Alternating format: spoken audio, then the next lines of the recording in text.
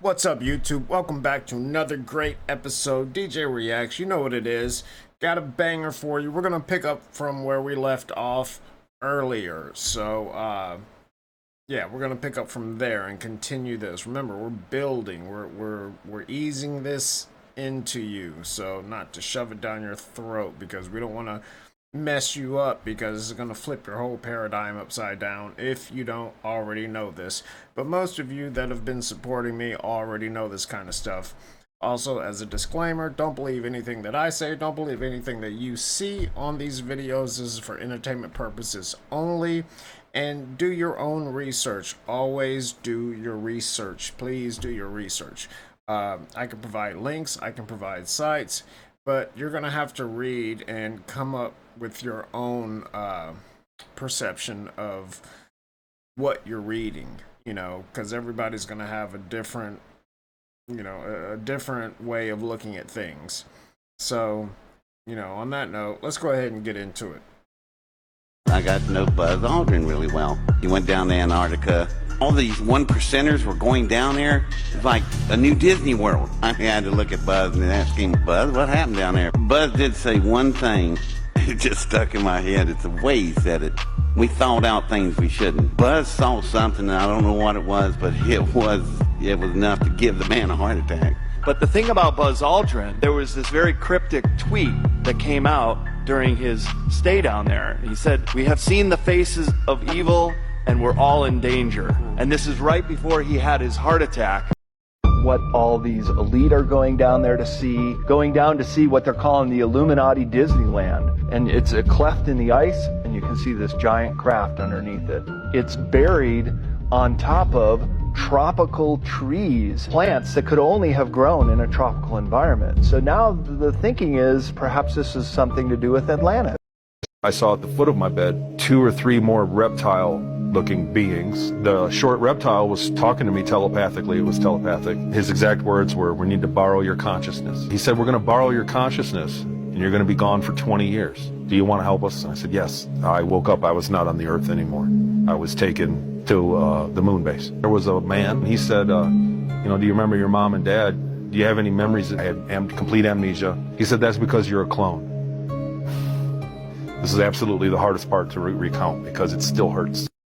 We've had bases on the moon and on Mars. After these surface bases were established, they found what were entrances to the underground. There was a huge system of caverns. They found there was a power system in the underground there, and they found it was still workable. We found all kinds of artifacts, records. There were statues. Statues of people? They looked like statues of humans. They were rather tall, rather large, 10 foot high. It's starting to leak because people are bailing out. And they're bailing out and talking, even at the risk of their life. The language of our future is telepathy. First time I learned about telepathy was not in the projects, it was on the farm growing up with the animals. I was camping out. One of my dogs ran into the tent and looked at me and said, "Shadow is dead." And I ran out of the tent, and there's my dog Shadow dead. Sneakers told me. It's a universal language. Telepathy is about thinking of what you want to say, but emotionally projecting it. It's something that comes from the heart, and we're all going to be doing it soon. I'm just curious, what do you guys think about that? The dogs' names are cute. Sneakers and Shadow, those are cute names. But anyway, if you're not a dog person, then, just don't worry about what I just said. But, excuse me, what do you think about what he's saying about telepathy with animals? I completely believe that because everything has a conscience. Everything. Whether it's, a living animate object or being, or whether it's a seemingly non-living inanimate object. It still has a conscience, but not a conscience that has awareness, like my desk, made out of wood. It could be made out of plastic. It still has a conscience. Now, that conscience only has the potential to grow and become something else, but it's at a very basic form as is.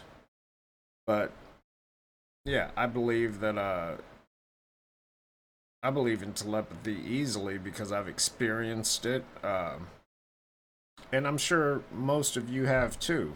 You know, like I'll give you one example that happened a week ago.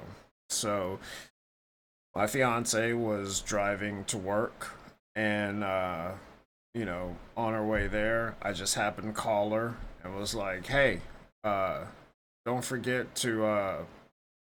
I forget what I told her, but I told her something, and she goes, and I said, "And when you do it, make sure you do it like this." And she was like, "I was just sitting here thinking about how am I supposed to do this because you never told me the right way to do it." And I was like, "Oh, interesting, right? Because we're linked. So yeah, I completely believe that.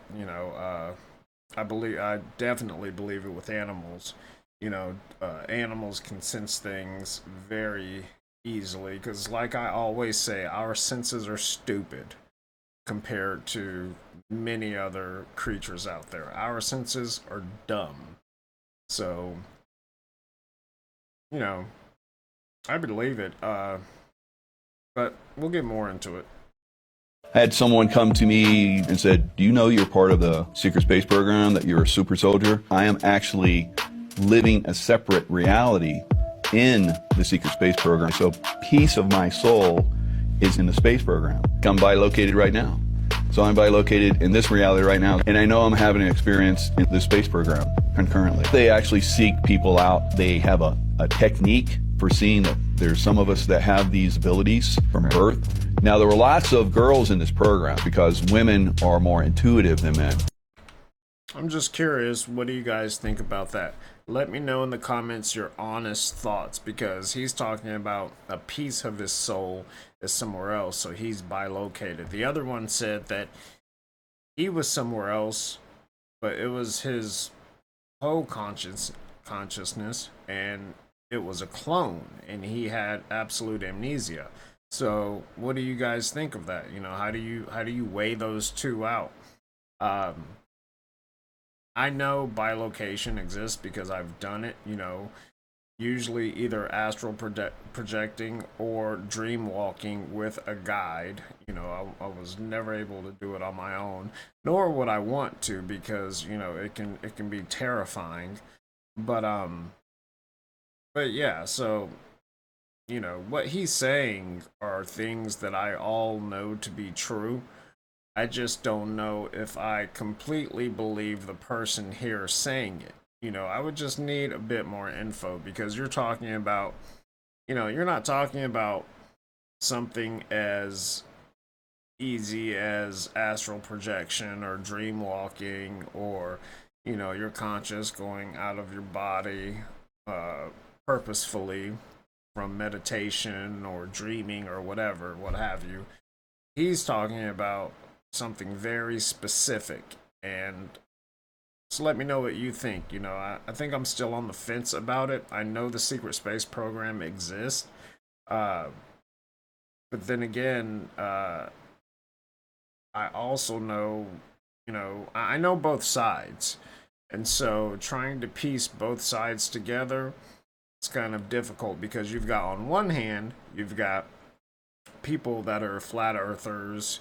NASA makes a lot of lies. I worked, as you all know, I worked for NASA for a long time. I worked for, NASA, Northrop, FBI, Homeland Security. I've worked for all these alphabet agencies. And so on one hand, I know my own experience, and yeah, we were all compartmentalized. That's just a fact of the job. But on the other hand, you have what they're coming out and saying. And so, and then you also have the other fact that the black budget programs, these black programs are the ones that get biggest cuts, from the US. So when you're talking about these contracts and, the money that they put into them, the black projects, which are the ones that no one has privy to, not even the US president, These are the ones that get the big bucks. I mean, they all get a lot of money, but these are the ones that get the big bucks. You know, NASA is directly administered by the NASA administrator that's under the president. So, like, for instance, when Obama became president, he hired a new NASA administrator, and they came down to where I'm at, Marshall Space Flight Center, and had a big talk with us. And we're talking about, you know, our direction is going to change for the next few years, and we need to be figuring out sustainability and getting people off of oil and gas and all of these fossil fuels, and then figure out sustainability with food, and then if we have time or money in the budget, you know, space exploration or things dealing with space will come later. And we're all just sitting here like, that's not why we wanted to work at NASA. We didn't sign up to be the world's babysitter on all these aspects, and you're putting the main thing about NASA last on that list. No, that's not going to work. It's not going to work. And then next year after that, Freedom of Information Act came out. So you can go look up one project I worked on. You can go look this up. HSPD-12, Homeland Security Presidential Directorate 12. Go look it up. Google it. You can, and that was frightening because I was on some black budget projects, but that was not one of them. That was SBU, which is sensitive but unclassified. But still, you know, you treat it as classified. But then the Freedom of Information Act came out, and, you know, you could just go there and search on this. Now, the black projects, no, you can't get any information on that at all. You just can't. And the information that you do get is going to be like 90% redacted. So, you know, if you could find anything on it.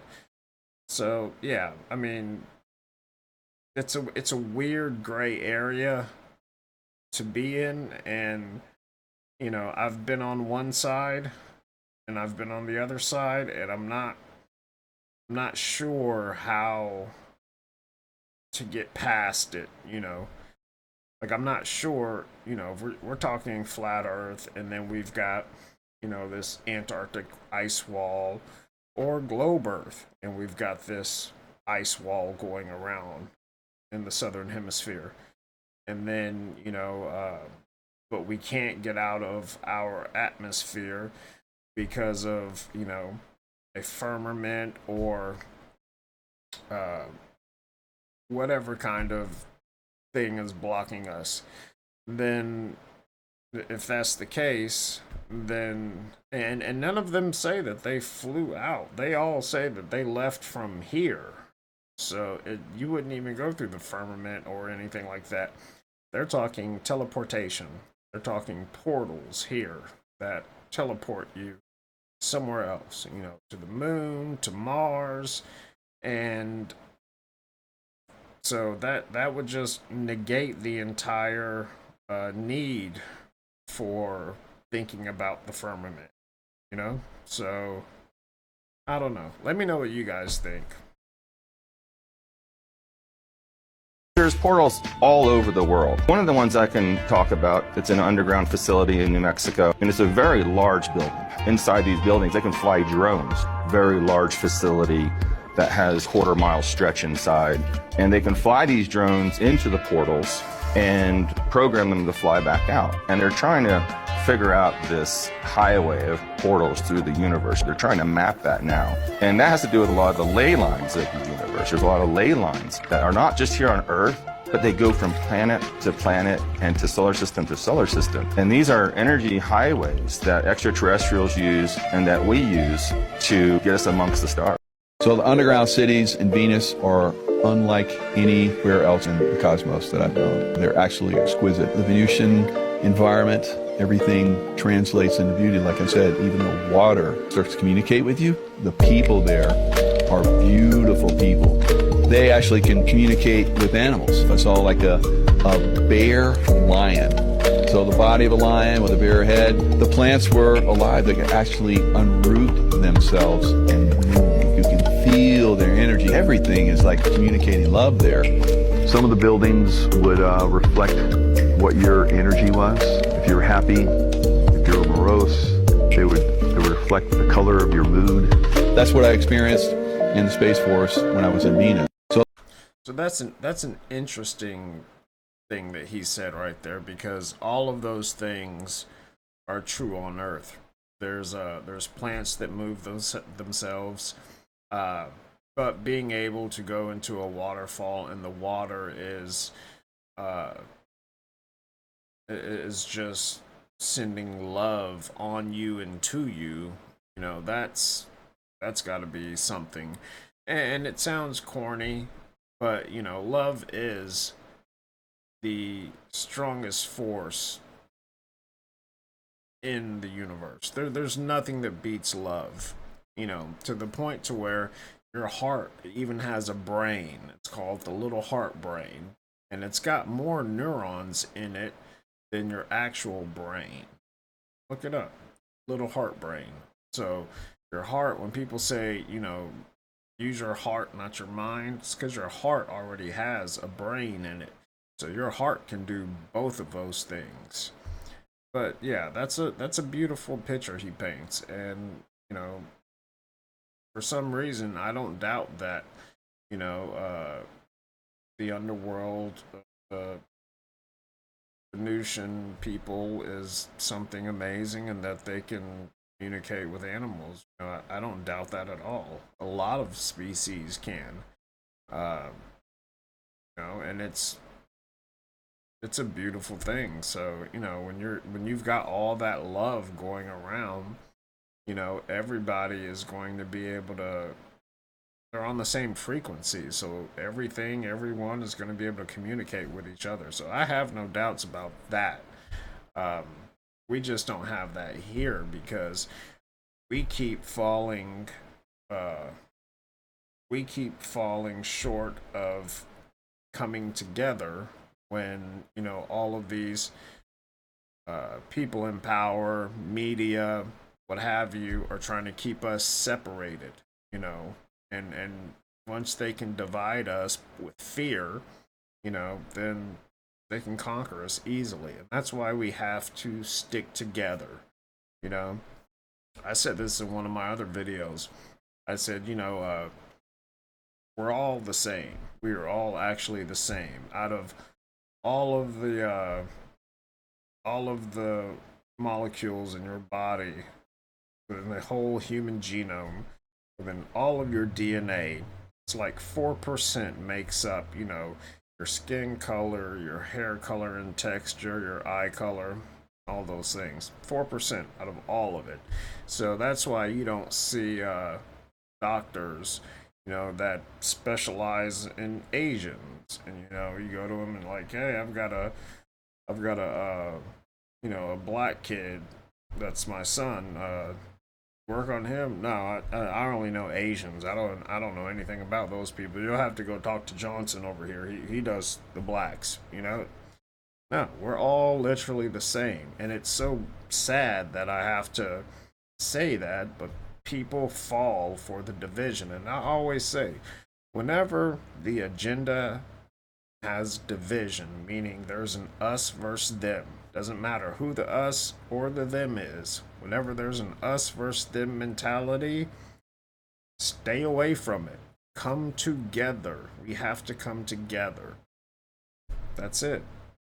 17 years old, I was deployed into the covert military space program, sent to Mars for 17 years. Sent to Mars? Yes. How were you sent to Mars? We were put onto a transport ship, and then that ship took off from Luna Operations Command on the moon, and then that ship went through a wormhole to Mars, so the whole trip, you know, took a few minutes. What is the 20 and back program? You deploy someone for a 20-year tour of duty, and then you return them. They basically have to hatch you out a new clone that's the same age that when you left, and transfer your soul and your consciousness. The soul is actually a quantum fluid dynamic. It can be removed from one vessel and put into another. Was it done to you? Was this body made in a laboratory? Yeah, hatched out of a clone.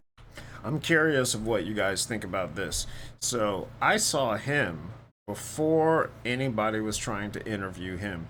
he came after Corey Good and David Wilcox. So David Wilcox brought Corey Good out, and Corey Good was the one that, first spoke of the 20 and back program and all of this. And people were doing their research, and this guy, I don't remember if it was his first, second, or third time being interviewed, but he was being interviewed, via webcam, and there was a woman there. There were four people, on cams, and the two that had been to this 20 and back program, or been in this 20 and back program, was him and the woman. And then you can tell they've never met, but they're talking about the same things. Now, he's talking about insectoids and the rejuvenation chambers, he's talking about getting his, how can I say this on YouTube? His dome lopped off multiple times, but then getting put into the rejuvenation chamber and just, grown right back, like anything can be grown right back. And then the girl's like, yeah, I've had that same problem with the insectoids. They're very vicious, and if they can get in close to you, and they're talking about 8 to 10 foot tall insectoids, mantis, beans, things like that. And so it was very far fetched, and this was years ago. This is like maybe 5-6 years ago when I first saw him come out. But now, he's in a lot of interviews. But there's a guy, I can't remember his name, it's a black dude. So he wanted to see how easy it would be to infiltrate this small community of people that call themselves the 20 and backers, right?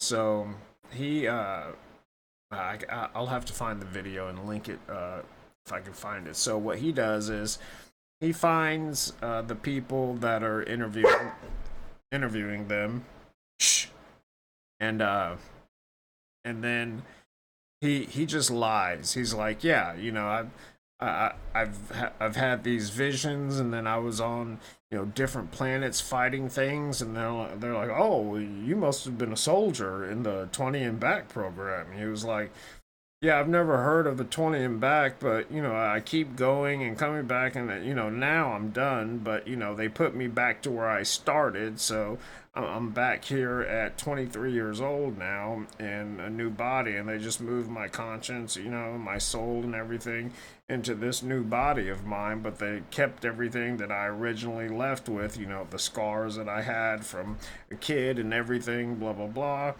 And he even goes to LA. Was it LA or Las Vegas? It was one of those. And he goes out there, and he's absolutely full of it, right? But he's trying to see how easy it is to get notoriety as one of these people. And they actually end up interviewing him. Same way they're interviewing him. So if it's that easy to, people are so I don't want to say naive or gullible, but so hopeful that what these people are saying is true, that people are willing to believe anything. And as long as there's a few more people that claim this, and study the ones before them that are saying all of this, then people are willing to believe it. And you gotta use your critical thinking. That's all I'm saying. Use your critical thinking. Let me know what you guys think. I'm sure plenty of you have seen this kind of stuff. Let me know what you honestly think, because you gotta, like the guy before him, not Emery Smith, but I didn't show one of Corey Good, but Corey Good was the one, like the first one with David Wilcox. And people started doing their research. His wife stuck up for him and everything, and he hated being on camera.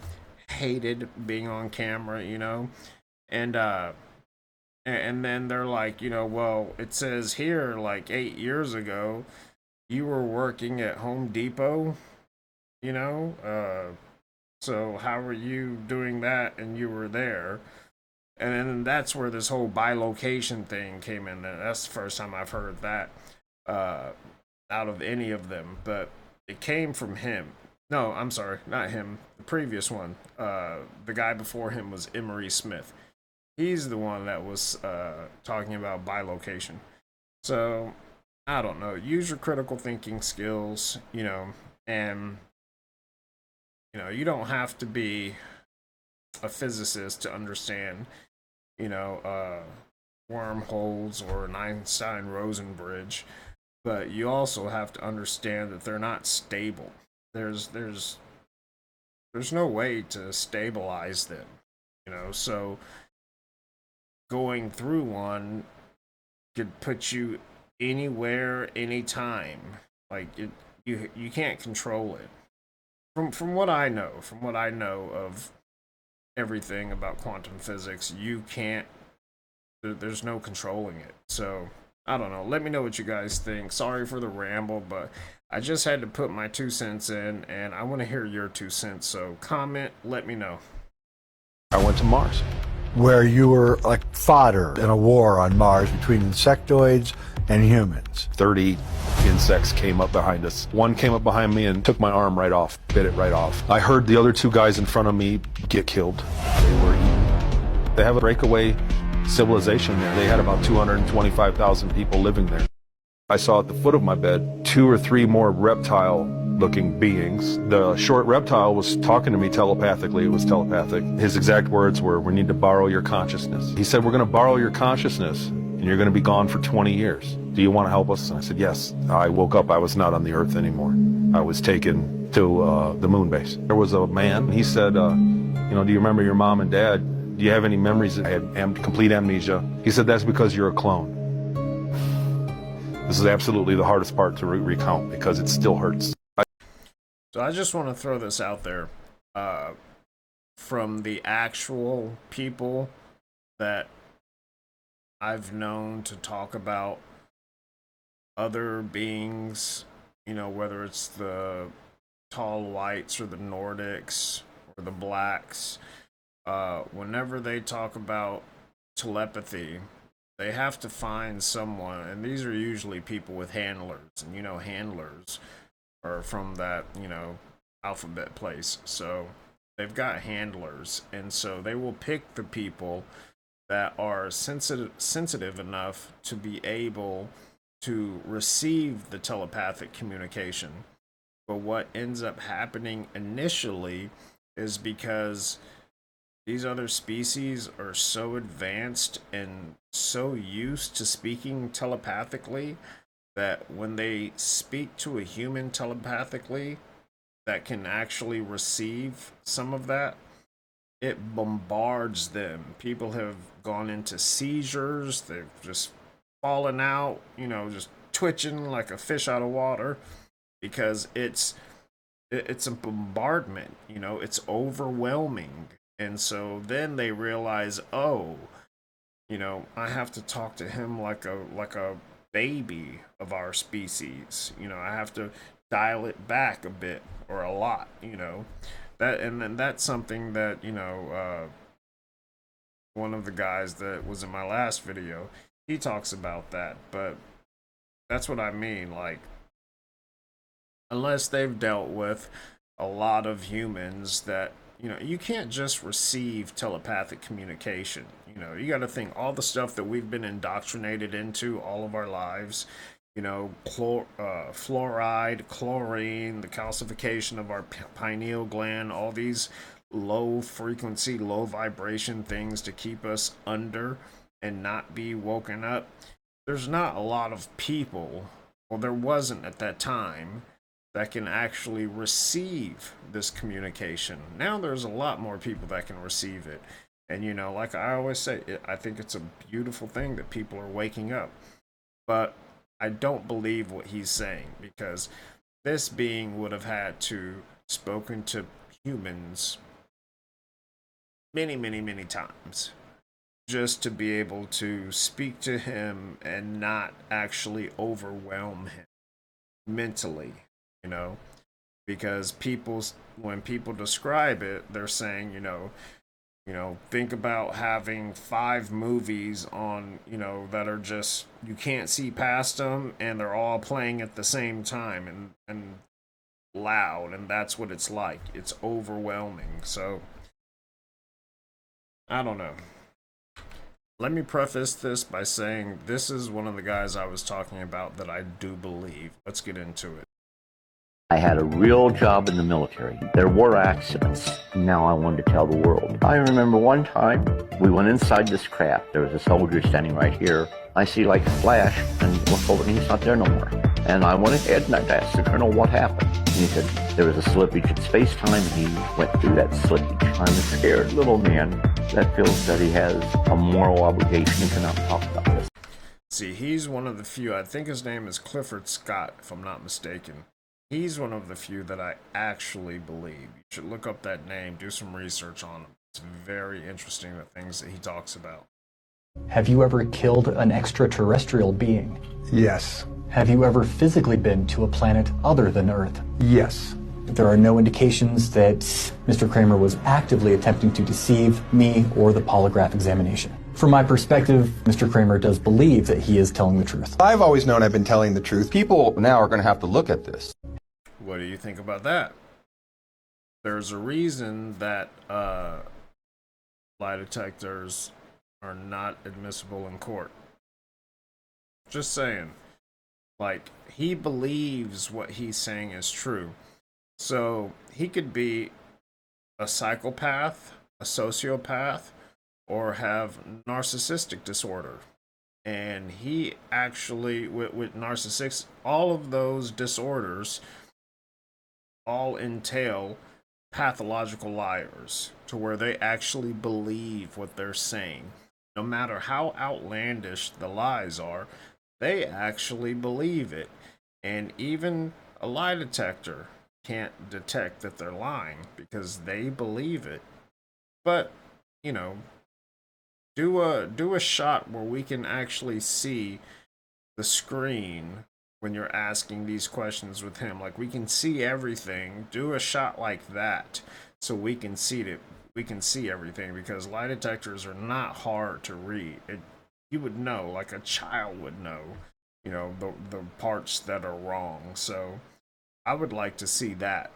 That would prove a lot to me. Not a lot, but it would prove some things to me. Whether it's him believing what he's saying is true, or whether what he's saying is actually true, is, that's another matter. But I would like to actually be able to watch it. No cuts, no breaks, one take all together.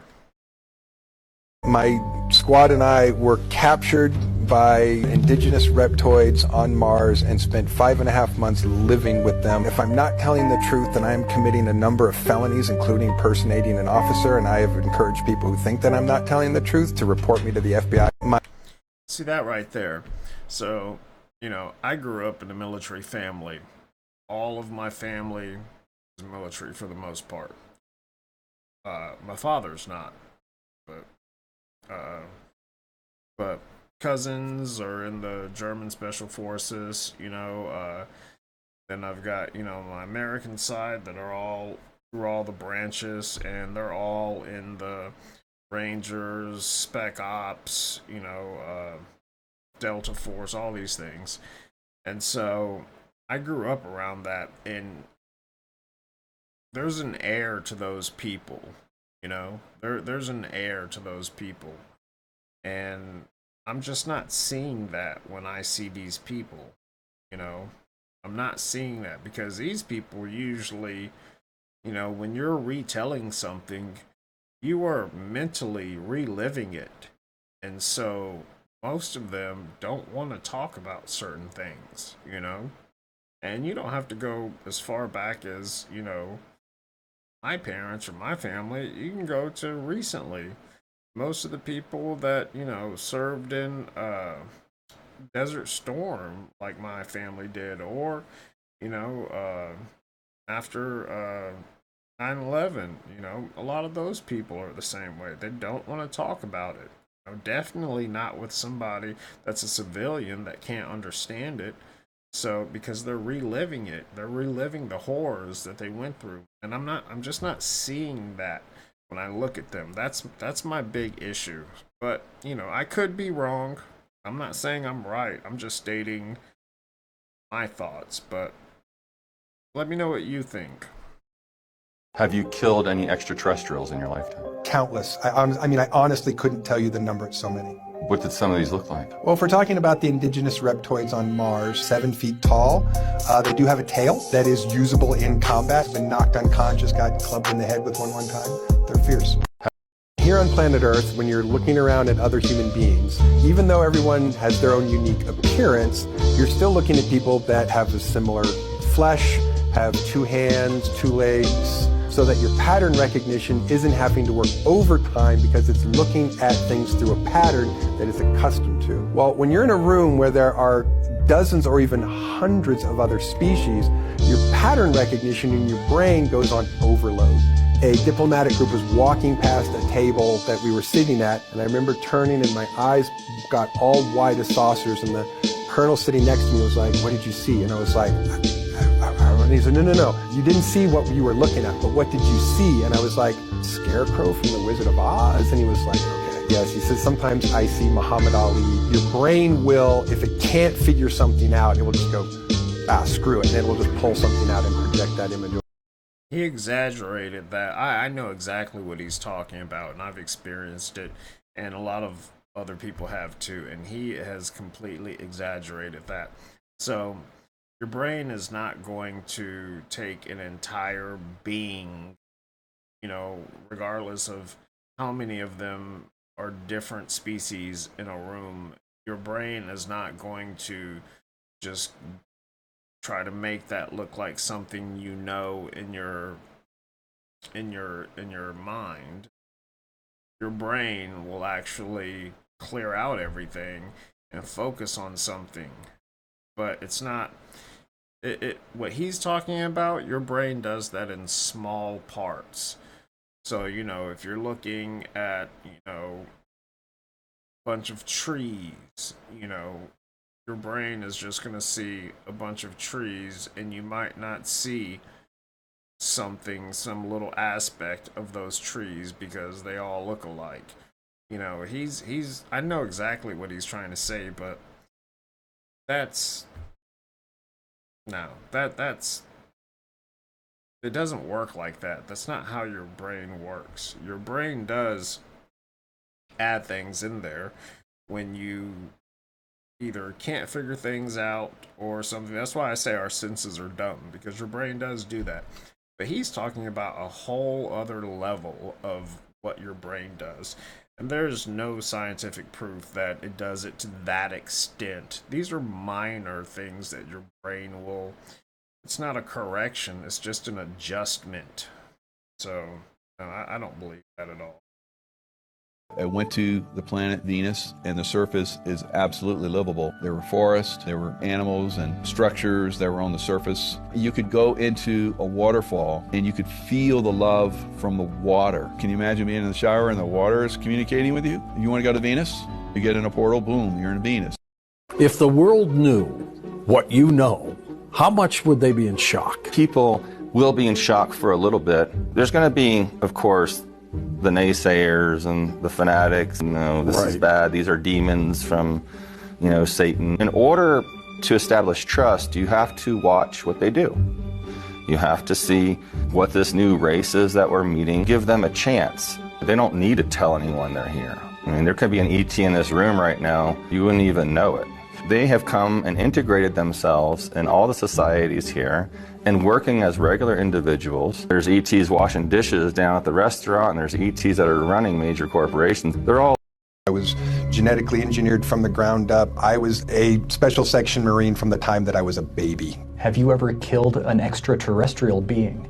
Yes. Have you ever physically been to a planet other than Earth? Yes. There are no indications that Mr. Kramer was actively attempting to deceive me or the polygraph examination. From my perspective, Mr. Kramer does believe that he is telling the truth. I've always known I've been telling the truth. People now are going to have to look at this. Sorry for playing that again. I didn't see the first part. It was a bit different than the rest of it for a few seconds. Lori Eisenhower was recruited for the secret space program. Certain individuals are picked to participate in projects. I have an experience myself of being recruited to go off planet to join a Mars colony, and so there's specific reasons why certain individuals are picked. What I discovered in my recruitment process is something called looking glass technologies was used, and something called the Orion's Cube. This isn't just tracking me in this particular incarnation. There was a pre-targeting before I was born. See, I found it interesting that she's actually on here talking about this stuff.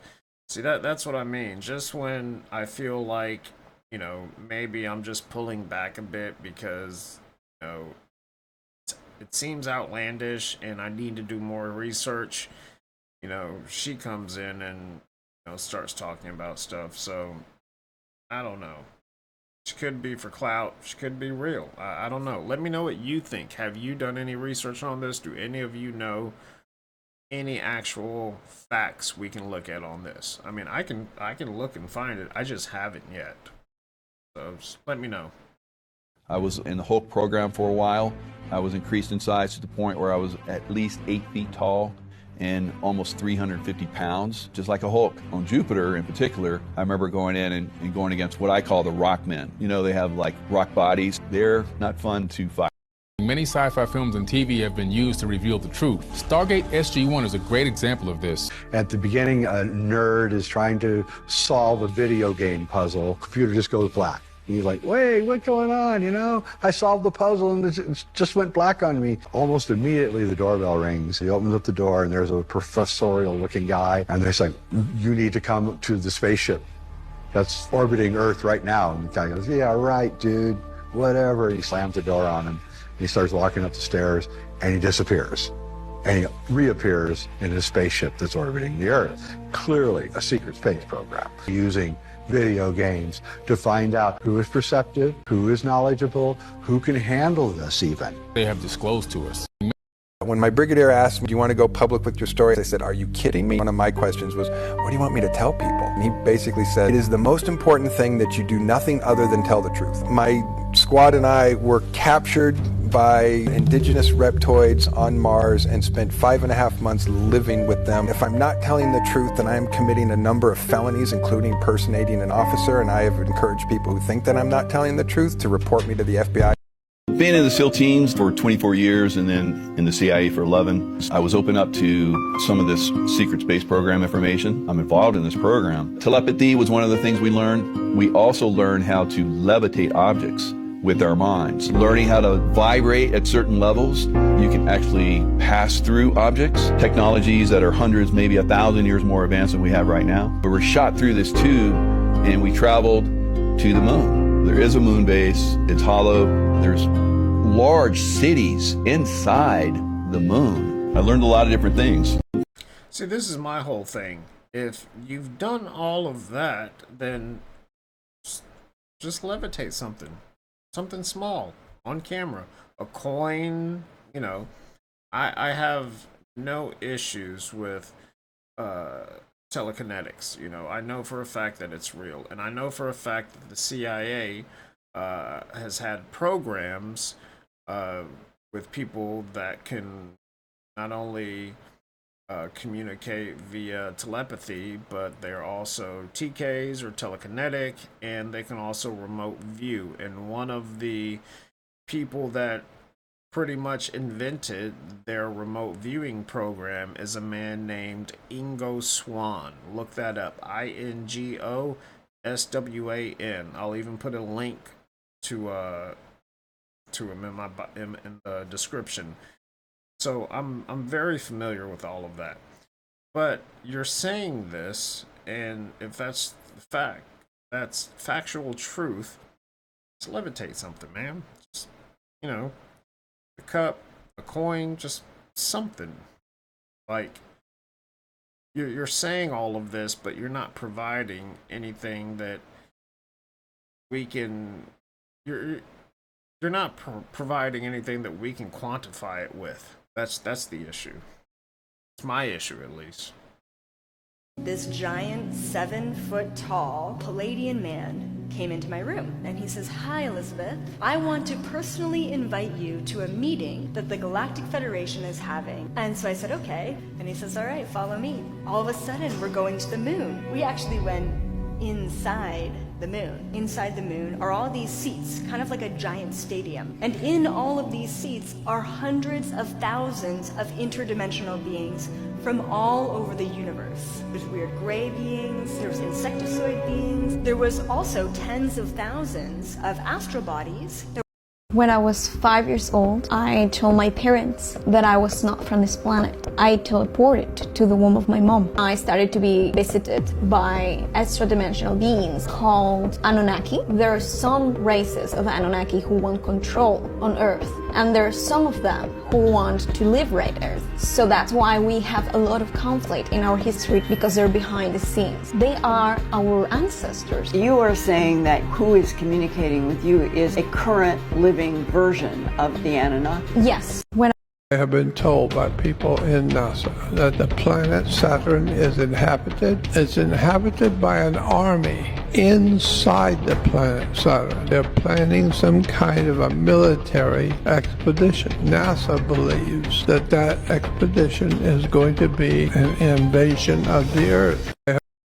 See, that's a bit difficult for me to believe, because I watched in real time when the Cassini space probe was on its last leg and they went to the top of Saturn, and just like every other planet I've seen, it's got a hexagonal hole at the top, and they dropped the Cassini space probe into it. And I forget how many years Cassini's been out there. It's almost a couple of decades, if not more. Excuse me. And that was the last transmission, was dropping it into that hole at the top. So, I don't know. In Revelations, it talks about the mark of the beast, and it says it will be in their forehead. It does not mean it's a microchip. It literally means that people are functioning from the reptilian cortex of their brain. And the reptilian cortex is the lower beast energies. It's not the energies of ascension. It's activated through fear. All of this is being thrown at us to keep us from ascending out of the reptilian cortex of our brain. And when it says in the Bible, they will be raptured and taken into the clouds, it does not mean that they're actually going to fly up into the clouds. It means that the frequency of those who are doing the self-work will ascend, and they will be above all that chaos, all the disease, all the fear. They will be flying above it. These are all codes. This is all symbolism. What I discovered was that the pyramids were these giant electromagnetic devices. They were cell regenerators. They could bring beings and people back from the dead, and it would actually open vortexes so that beings could actually teleport right into ancient. We have the ability to leave our bodies, to travel to other worlds, and to communicate with other beings, and that's natural to the human race. It's not something special. I've seen greys, I've seen reptilians, mantids, Nordics, and they could travel right to us in our dream state or outer body state and communicate with us, and their physical self can be just in bed sleeping on their planet, just like we're sleeping in our bed on this planet. Sorry, so I'm gonna go ahead and play this. This is the best way I can get it to be put on the screen to where you can see it, but let's just see where this takes us. Is it possible that humans have a base on Mars? To confirm that we do have a base on Mars, we spoke to Randy Kramer. Randy claims to have spent years as a soldier fighting a war on Mars.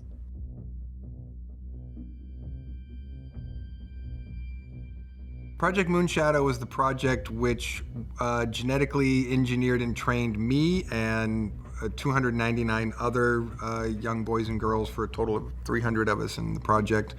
We were all genetically engineered from the ground up, Petri dish level, and then trained from, pretty much, the programming, the sort of teaching, training, programming starts at a infantile toddler age, and then you start physical, like showing up to physical locations for training probably by 4.5 years old. So very, very, very young starting. But none of those early stage, training programs or so forth, they're like really shocking or violent or scary or anything. They're all just programs, training and systems designed to teach you hand-eye coordination, group dynamic functions, how to work as a team. So let me know what you thought about that. That was interesting. I just wanted to play that. I wanted to know what you guys think. If you've done any research on this, what are your thoughts? What are your views? What are your perceptions on this? I truly want to know. And if you got anything out of this, do me a favor. It's free, doesn't cost you a thing. Take that 3 seconds, smash that like, subscribe, and notification bell. Smash that like a lot because we want to run the numbers up on the algorithm. This is our community that we're building together. We are all in this together. And yeah, it's a fringe community, but awareness is the one power we have. So the more people that likes it, the more it gets out there, and videos like this, not just mine, and people become more aware. And that's our biggest power right now, especially within social media, is making people aware. So I truly want to know what you all think. I appreciate all of you. I love this community. I love communicating with you guys. Let me know what you think, and I'll see you guys on the next one.